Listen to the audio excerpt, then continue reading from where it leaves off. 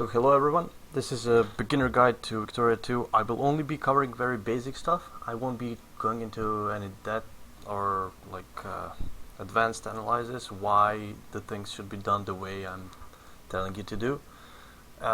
If you want to find out more about that, you can probably check my economic guide or military guide, or just leave a message and ask me like why do you think this is better than this or something like that. I can explain that later, but I don't want to make this video very long, because just to cover some not even let's say expert level stuff, just like basic but not too basic stuff, it would take me like 4 hours, and I just don't want to spend that amount of time on a basic guide. So getting into the game, one thing I should probably mention is that if you are playing Victoria 2 for the first time, you don't want to pick a major country. Why? Well, because it's too easy, and you actually won't be experiencing all the difficulties that are in the game, and then you probably won't be paying attention to some minor details that you would if you were playing a minor country. So countries like UK and USA are the worst choices for a beginner, because those countries can be run properly basically no matter what you do. Also, the countries in Southeast not Southeast Asia, but North and South America, all the New World countries are bad choices because they do not run the same way as most of the other countries in the world do. Just because of immigration, you will be getting craftsmen and people to work in your factories without actually having to do anything about it. So even if your economy is not properly set up, you will still be getting decent amount of money and getting enough workers for your factories. So that's completely deceiving, and that's why I don't suggest playing in New World. Anyway, getting into the game. So the first thing you want to do is set your research, and pretty much no matter what country you're playing, the first thing you want to do is pick ideological thought, unless it's already researched, which it probably won't be. But this is by far the best starting tech, and I have to point out why, because people tend to just go with the positivism or idealism, or sometimes medicine. But ideological thought will basically double your research points. The reason is, as you can see when you hover over it, you have plus 30% plurality. That will almost double your research points.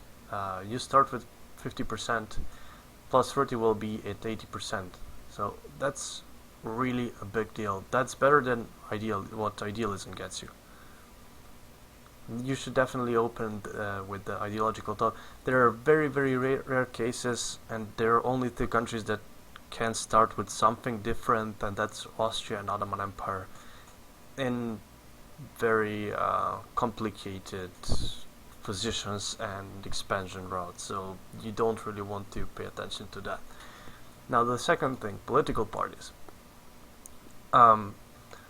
If your country has lower literacy than 40% in the beginning, you probably don't really care about what party is controlling your country, except for liberals. Liberals are always represented by yellow color, and you don't want them because they have free trade, they have laissez-faire, which will limit your country's ability to make money, and you don't really want that. There is no benefit from having them in power except for higher militancy in early game. So you definitely want to pick one of these two, either conservatives or reactionaries. Reactionaries are generally better because they have state capitalism, and they will allow you to build your own factories. Most of the conservative parties run on interventionism, which means you aren't able to build your factories, but you are able to subsidize them, and you can expand the currently built factories, which is not too bad. Now once you actually get to 40% literacy, you want to switch to reactionary, and basically it doesn't have to be reactionary, because later in the game you will have other parties, but whatever party has a state capitalism, then you will be able to build your factories on your own, and you will have better economy, because AI doesn't really pay attention to where they build factories, and they will miss a lot of bonuses to factory output, which is terrible. Now that's political parties. Now when you go to population, the first two things that you want to pay attention to is bureaucracy and clergy. Clergy, you can scroll over here and it will tell you right now we have 0.95% of the population. 2% is optimal, but to get most of the research points you want to have this around between 3 and 4%. If you're a major power or a huge country with a lot of population, 3 is usually enough, but 4 is amazing. If you can get to 4%, that is probably the most research points you can ever get. And as for administration, you can check this here. So this is the slider that will boost your administration, and this is the effectiveness. Right now, because we have 3 states, and you can check that here, so we have Campania, we have Puglia, and we have Sicily. This means that, as you can see, here we have state administration efficiency. 40 in Sicily, 38 in Campania, and Puglia has 38 also. This depends on how many provinces there are in the state, and whether your accepted population lives in those states. Now accepted population can be found here at South Italian. That's why I picked 2 Sicilies, because we have all of our population is South Italian, so everything is accepted. Now even though everything is accepted, currently we don't have enough bureaucrats. And to be able to make most amount of money in your country, you will want to bring this value to 100%. This can be done by encouraging bureaucrats in your states. You can do this by either getting to state and clicking this little box, or you can go to population, and actually you will have your states sorted by population over here. So that's actually beneficial, because then you know what states are actually better to influence. Now once Campania and Puglia are done, you will want to switch one of those to Sicily. And once you reach that 100% administration efficiency, you'll probably want to move the slider down to at least 50%, let's say, so they don't demote. And then you want to switch all of your national focuses to encouraging clergymen. This will give you, like I said before, bonuses to research points, and just make your country better overall.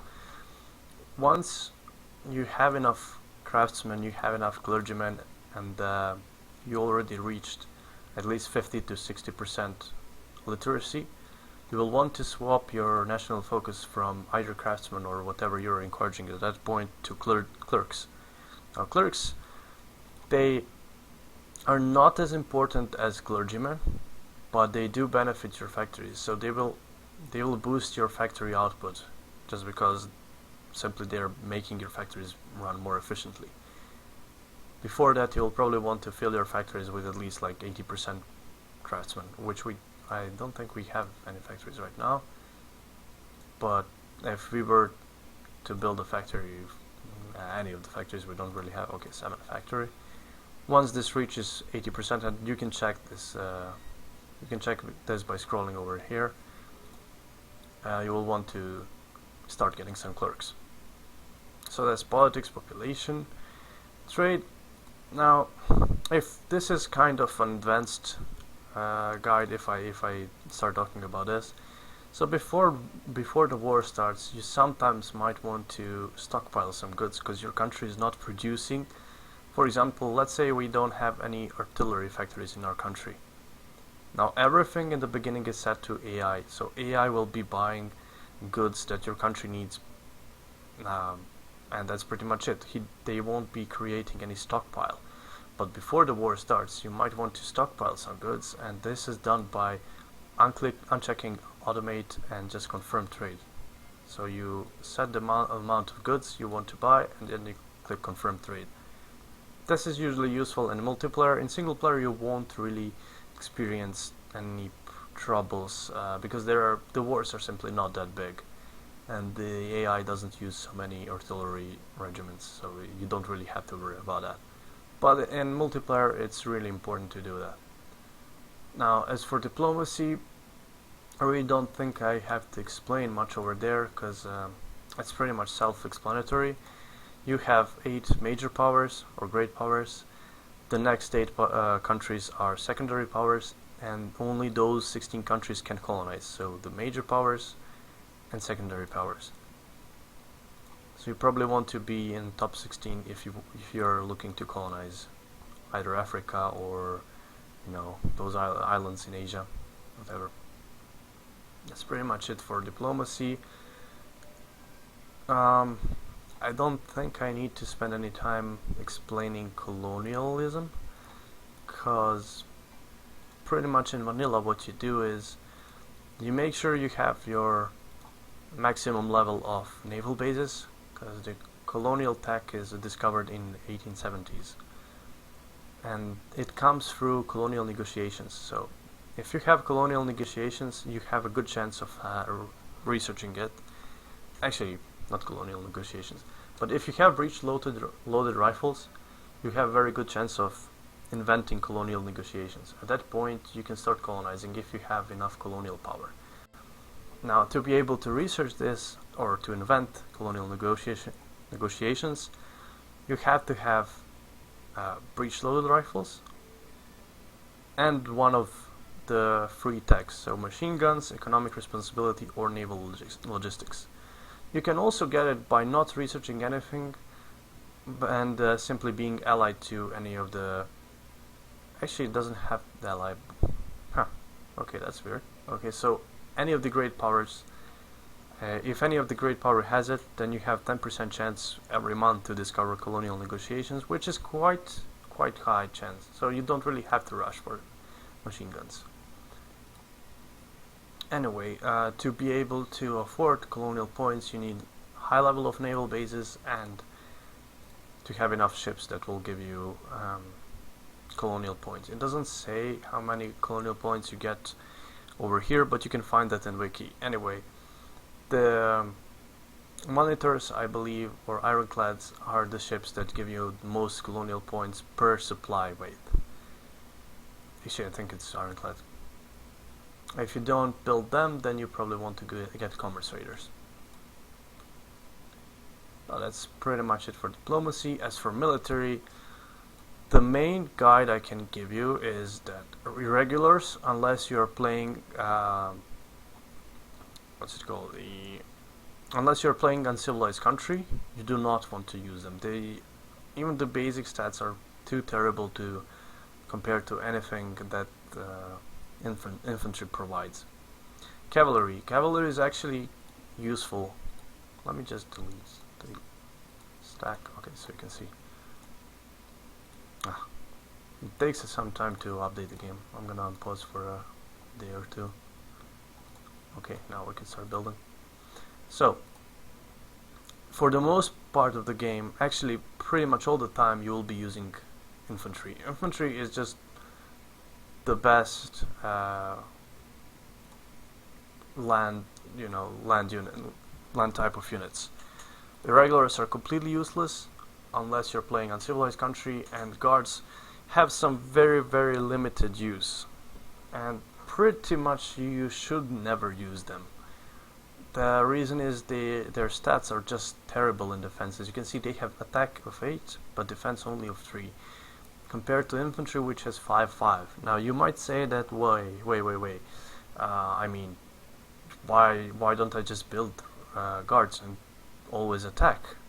Well, in theory, yes, but then at some point you will lose a battle and you will be forced into a defensive battle with only the free defense, and you will just get destroyed.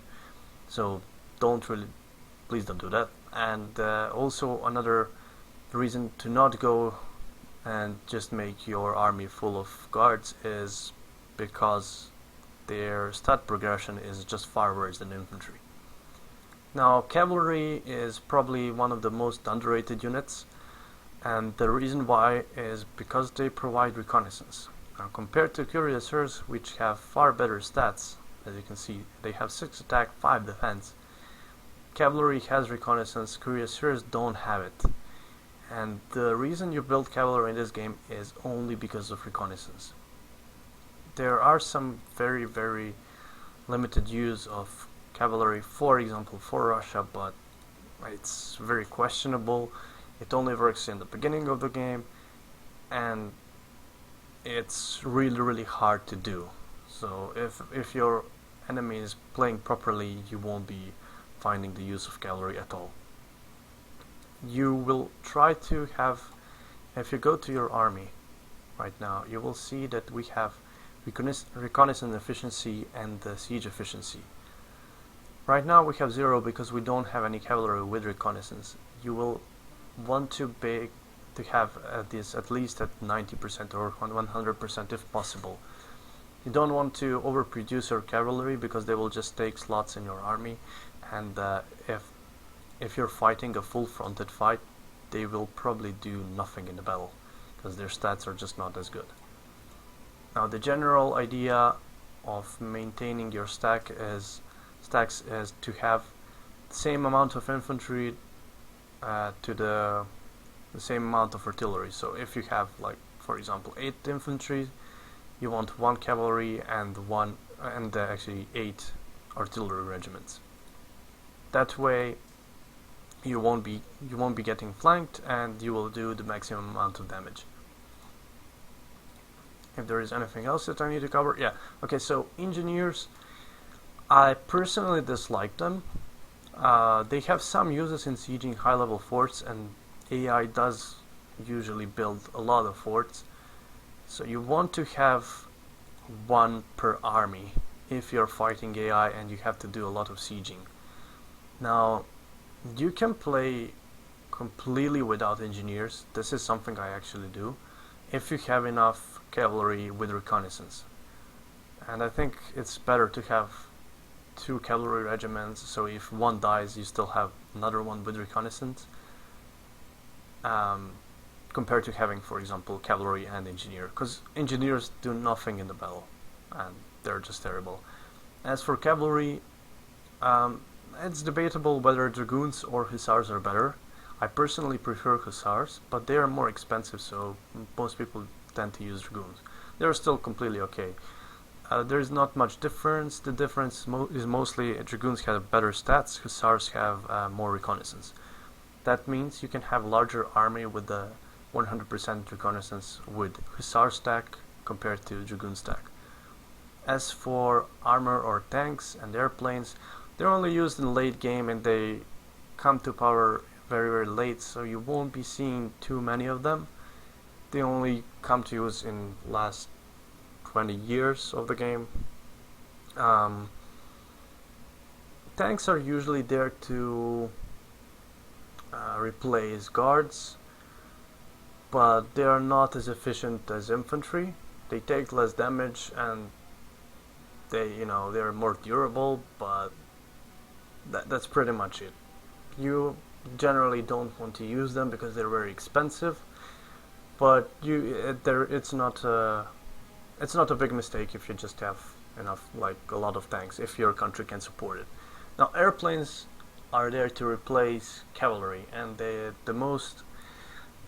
it's said to be the most OP unit in the game, actually, because of the extremely high defense stat. And I don't know, I don't kinda agree with that because I'm mostly playing my mod in the multiplayer, so airplanes are actually nerfed and they come too late in the game, so I don't usually use them. Also, they're quite expensive because they require oil, but you generally want to replace all the cavalry that you have in your armies with airplanes when they are available, if you have money, of course. If you don't have money, just play with hussars or dragoons. They are completely fine. As you can see, airplanes have 4 reconnaissance, which means they can handle very large armies with just one airplane stack. And that's pretty much it. I've covered everything but the most important thing, and that's budget. So no matter what country you're playing, your starting budget, unless you're fighting a war, should look like this. Okay, so maximum taxes on poor, middle, and rich strata. No military spending because there is no reason to. Construction should always be on 100% unless you're going bankrupt. If you're going bankrupt, then lower this. But this is basically what you should always do. Also, you can reduce your naval spending, but if you don't have any naval units, then it doesn't matter if it's 100%. Education should pretty much entire game be at 100% because you don't want to be dropping those clergymen.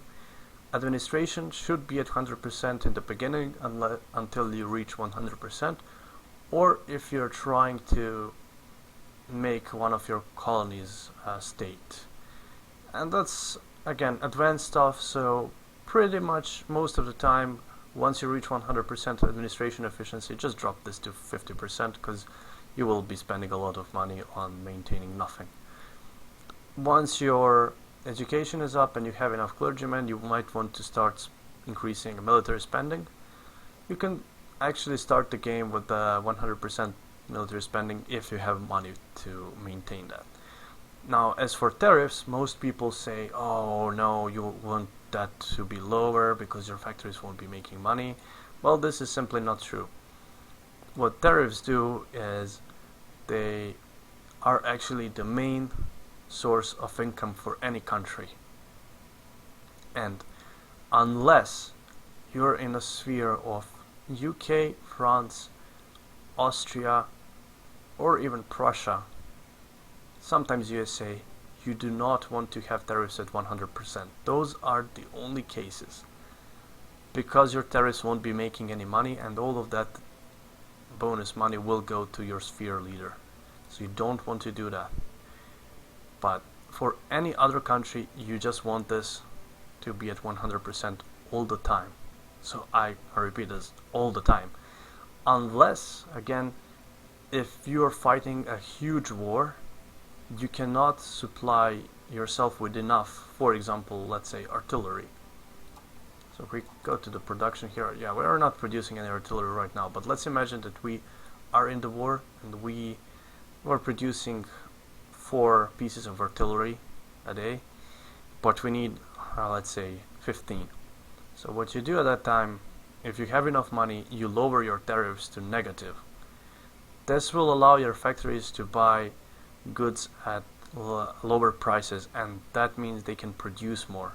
But this is only if your artillery production is already not maxed. If your factories are not suffering huge penalties from actually having tariffs. Now this actually only hurts your country or your factories if you're importing a lot of goods for your factories. If you have enough raw materials, this will not hurt your country at all. It will hurt a bit your population, but it really doesn't matter. It will make them a bit more militant, but you can probably deal with that with your army if they ever rebel. Now, the biggest misconception is not taxing rich people. This does not do anything. If you want more rich people, you need to stop taxing your middle class. So you should always be taxing your rich people at 100%. The same goes for middle class and poor class. If you want more art, well, there is no really use of having any artisans ever, but if you want more clergymen, more bureaucrats, more officers, more clerks, you might want to stop taxing your poor people. This will make them able to buy more goods and actually promote to middle class. The same goes again for middle class promoting to rich. You need to stop taxing them and sometimes even lower tariffs just for them to be able to afford luxury needs. At that point they promote to next strata. So again, there is really no need to not tax your rich people because they have enough money even if you tax them, and they will be able to build factories on their own no matter what. So that's pretty much it. If you have any questions, you can throw them now on Twitch, or I guess I'll be leaving a description on YouTube of some of the important questions. The multiplayer game should be starting, or actually should have started a long time ago. Wow, that's my bad. But yeah, I'll be switching to multiplayer stream then very soon. Be right back.